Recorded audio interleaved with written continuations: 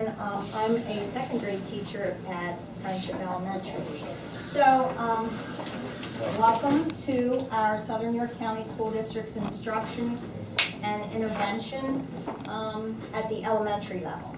We call this the W.I.N period, whatever I need. So basically, we're meeting students wherever they are at their particular level academically. So that's just a fancier name for it is multi-tier system of support. Basically what a multi-tier system of support is we try to do this school-wide. Staff collaborates. We have data-driven problem-solving models to help the students. Mainly, what I'm going to show you today, though, is academic. And then this is basically a prevention type of framework so that we can improve student learning outcomes without going to another higher intensive level. And then we, of course, are going to implement the PA Commons core standards aligned with the evidence-based practices, teaching practices out there. We've had our administrative support. Mrs. Kuntz this summer did our master schedule, and they provided us with common assessments for all students at our grade level, and we are allowed to collaborate. We collaborate at weekly grade level meetings as well as in services, and then of course our professional development that we have. Basically the master schedule, we were trying to get a common time that we could have basically all the specialists for our particular grade level, and Mrs. Kuntz did it for basically K through 6. She's giving me too much credit. I gave them the parameters, put it on a large whiteboard with cards, and I said to them at the end of the school last year, go to it. And I said, here's what you can't have. You can't overlap here, here, there. Can we change our lunch? Can we change our recesses? Do whatever you want to do within those parameters, and truly as a team. They Yes. created a master schedule. And basically the reading specialist, we have 2 reading specialists, one learning support teacher at the K through 3 level, 3 instructional aides, and then also any other specialists that are available during that instructional time for us. And basically the way we get our data to put kids in different groups is first the universal screening for all students. We have our developmental reading assessment, or DRA, you may have heard that. We do that at the beginning of the year and the end of the year. Then we have a DIBELS reading and math benchmark that we do for all students again at the beginning of the year, middle of the year, and then at the end of the year as well. If we find that students are at a more strategic or intensive level, and I'll talk about that in a minute, we will progress monitor those students every 2 weeks to every month. Okay, and then of course we have our grade level formative and summative assessments as well. So we have a lot of multiple assessments that we really can learn what our students need. Okay, this is just a thing from Pennsylvania. We used to call it the response to intervention, well, instruction and intervention framework. You basically have a 3-tiered system here. All students are in tier 1. And they're getting core instruction, meaning everybody's getting the Common Core standards from Pennsylvania with that evidence-based practices.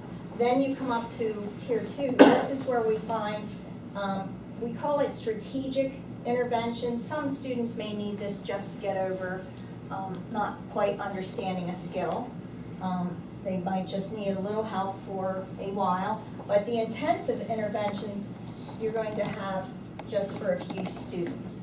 Now, a lot of our intensive support are either done by the reading specialist or the learning support teacher, whereas my grade level, the second grade level, the regular ed teachers focus more on stuff that can be done at the core and strategic intervention level.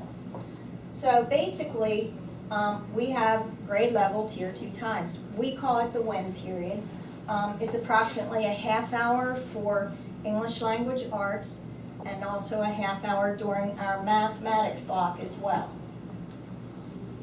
These are just some of the skills. I didn't even have room for everything. We start off with phonemic awareness. The reading specialists will do that, the phonics. Fluency, reading specialists and instructional aides do that.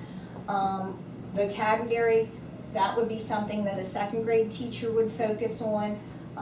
Comprehension in the area of text features, compare, contrast, fact and opinion, main idea.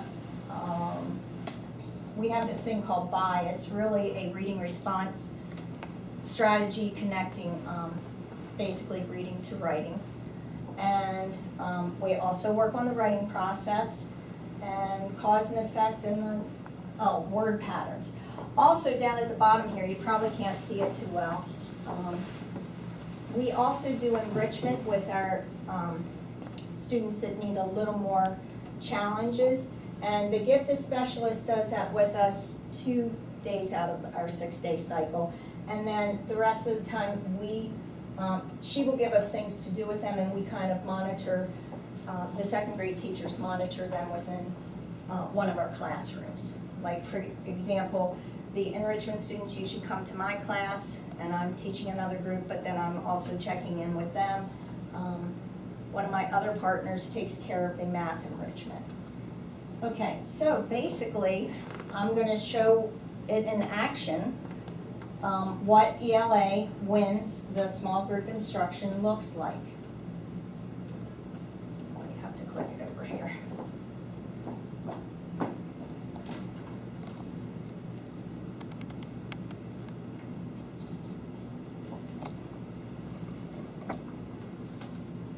This is our routine. What our lessons start out. Can you guys hear? Is rhyming. And we rhyme a lot of the beginning of we put thumbs up. They rhyme, we put Okay. down if they don't rhyme. Okay? So here's 2 words. Thumbs up if they rhyme, thumbs down if they don't rhyme. We'll do a couple as a whole group, and then I'll do a couple individually. Okay? Here's the first 2. Damp, lamp. Okay, so repeat them. Damp, lamp, and then put your thumb up with it. Okay, next 2. So repeat them, and thumb up, yes, thumb down, no. All right, held, jump. Jump. Gulp, help. Gulp, help. One more together. Sulk, hawk. Sulk, hawk. Good, all right, now start with Kate, and we'll go around this way. All right, here we go. Just you, so this is just Kate showing us, but you think in your head, because we need help, I might ask you, your words are ounce, bounce. Ounce, bounce. Quilt, tilt. Good. Melt, melt. Melt, melt. Sink, junk. Right. Find, kind. Onset fluency. Onset means the beginning. So this is a little different one, because the direction will change. You're going to keep your eyes wide open. If the words start with the same blend, you're going to close it really tight. They do not start with the same blend. Remember, blends are 2 or 3 consonant letters that each make their own sound. Okay? Try this one. Here they go. Skill, skip. Repeat them. Skill, skip. If they sound the same, keep your eyes wide open. If they start with a different blend, close them really tight.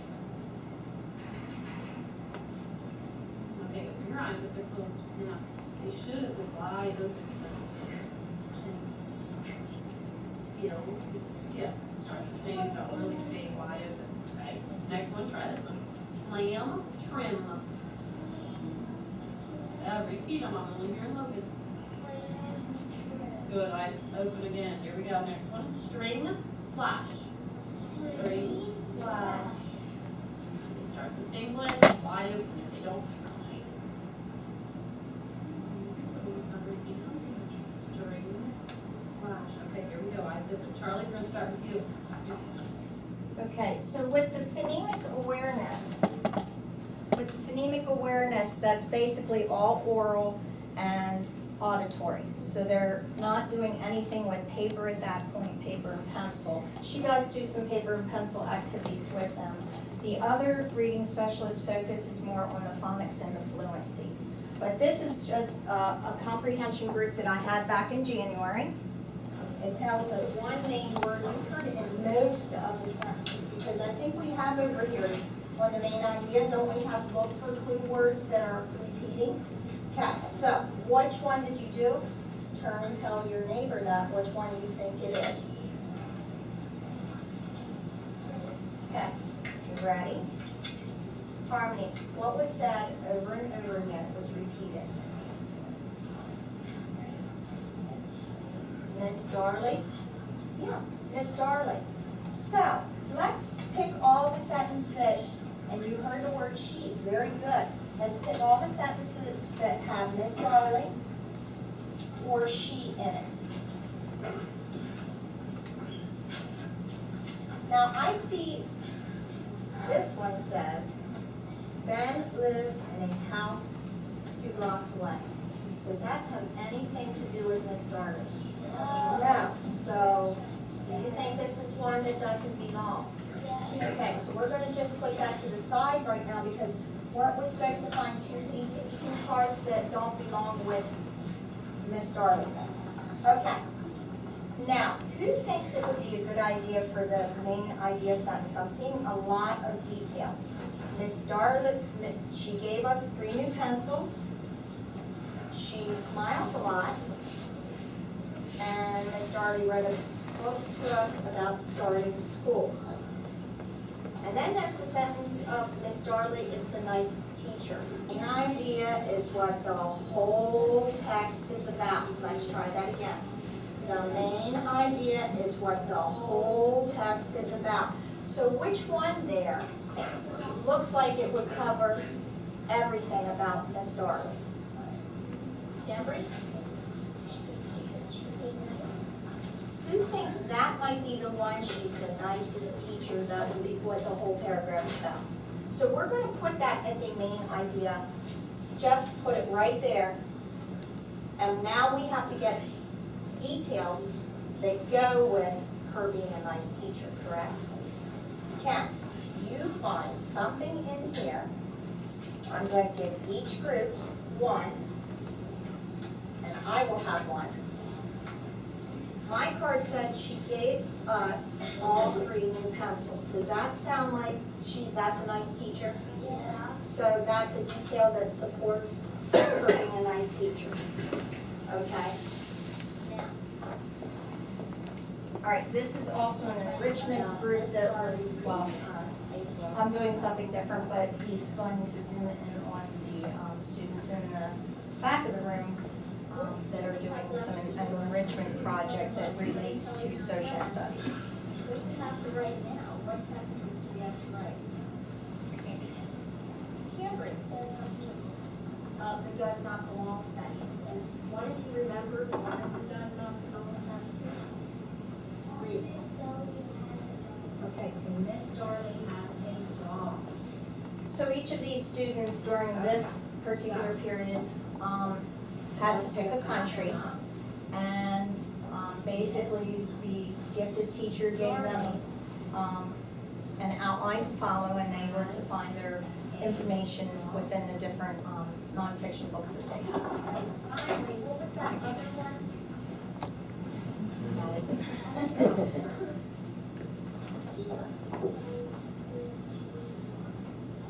The other thing I want to point out, these are not all my students, so we rotate the students to the different teachers. That gives us a chance to know all of 2nd grade. In fact, that was very helpful today when we had our field trip in the morning. We knew everybody and what their needs are, but we do rotate these groups, I would say between 3 to 4 weeks. They stay in the same skill group. And like I said, we focus mainly on comprehension and vocabulary and writing. The reading specialists will keep those same kids until they see a good improvement with them, that they could be bumped into one of our groups. The groups are very fluid, and we do, at the end of each session that we have with them, the 3 to 4 week session, we will give them an assessment to see how they're doing. We can record that information in their intervention logs. If they need to come back and revisit our group, they may do that at a different time. I'm not always teaching main idea, it's whatever, we switch up the skills so that we're, like I said, we're getting to see all of the students at their different levels, so. Very good. What's nice is we have approximately 60 to 75 students in a grade level, and we can now take those children and divide them between 8 individuals through an IA, a learning support teacher, the regular ed teachers, the reading support teachers, and they can be in these much smaller groups and be monitored. And so these children here, who can take an enrichment, a research, and a writing and take off and go begin that, they don't need to be working on main idea and detail because they've shown mastery of that skill at that level for them. So it's just, it truly is whatever the students need. And there may be a student who's struggling with cause and effect that was in the enrichment group. They may have to be pulled back into one of our groups. It's, like I said, it's very fluid, and it's meeting the needs of the students at that particular time. Put up here so you can see it as I write. Okay, this is our other reading specialist with our instructional assistants. To the keywords, then stop. Go ahead and get that highlighter out of your box. Let's highlight some important words here in step 2. Let's highlight the word listen. Got it? Let's highlight read along. Let's highlight keywords.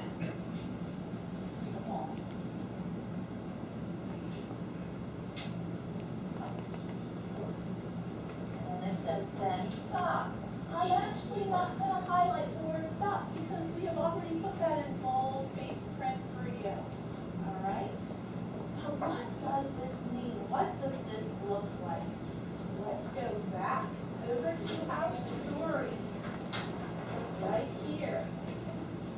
Our story is broken up into different parts. We have the title, we have the story number, and the tracks, and then we have a section that's titled Blue Keywords. Highlight that now.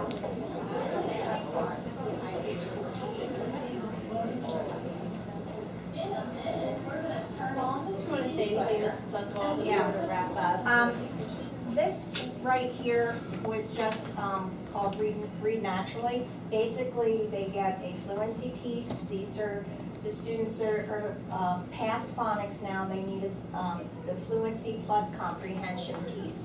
So they're going to actually be listening with headphones from someone modeling a story, and then they read with them several times, and then they'll answer some comprehension questions.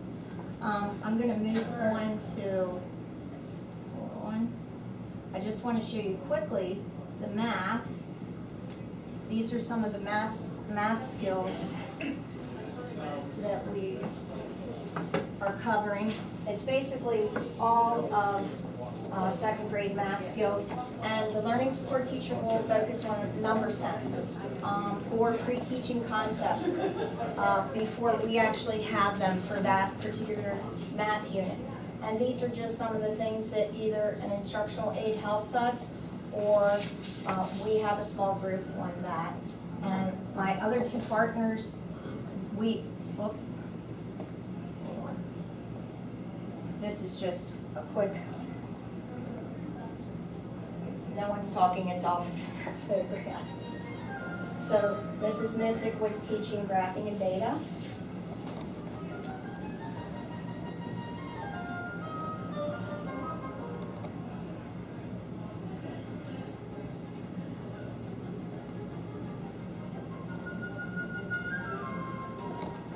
I wish all our grade level groups were this small. Second grade is our smallest. We have less than 20 in each grade level, but then you have my 6th grade, we're 30 and 31 and 31. So, but it still really does break it down for that individualized attention for the children. Again, based on whatever they need, Right. what's neat is we've also been able to involve our specialists. So for certain grade levels, a third grade, they have an enrichment in art, so that they will be going and they're learning about geometric figures, and they're actually painting a mural in the hallway of different types of triangle, of oscillate, all the different Right. triangles they have up there, and the color coding and with the art concepts and working with it. They're doing, in sixth grade, they're doing a graph where they've taken, I had asked this, and I'd like a mural of technology, literacy, all of that coming together for a media center, heading down to our computer lab and library.